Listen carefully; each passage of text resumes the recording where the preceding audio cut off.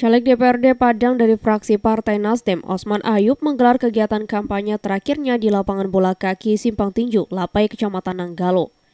Kegiatan kampanye yang bertemakan multikultur budaya ini menghadirkan dua komunitas seni yang berbeda dari daerah pemilihannya, yakni kesenian kuda kepang dari Jawa dan permainan randai dari kelompok Randai Minang Sarumpun.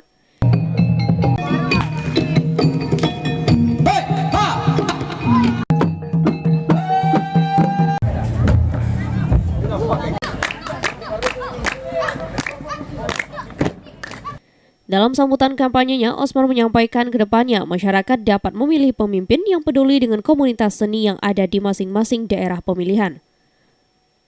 Politisi yang telah 2 periode duduk di DPRD Padang ini juga berharap masyarakat dapat memilih wakil rakyat yang benar-benar menyalurkan aspirasi mereka 17 April mendatang. Memang hari yang luar biasa.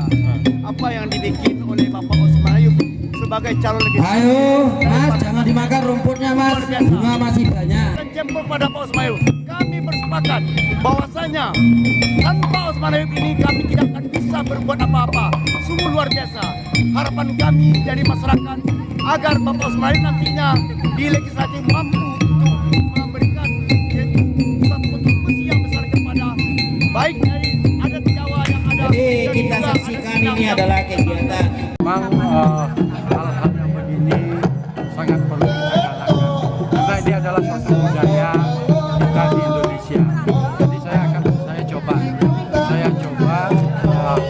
berkolaborasi. Artinya yang pertama tadi adalah randai, yang keduanya kuda lumping. Artinya juga saya kuda lumping ini pun akan saya masukkan ke agenda pariwisata.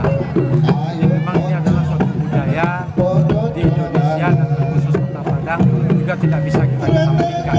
Bah, nanti izin Allah banyak agenda yang akan kita angkat, bisa saja untuk tingkat kota, sumber, dan bisa saja untuk nasional. Jadi memang saya meminta kepada seluruh masyarakat, dapil saya Nanggalo, Padang Utara, Padang Barat, mohon saya bisa didukung untuk mencoblos tanggal 17 April. Tim Liputan Padang TV.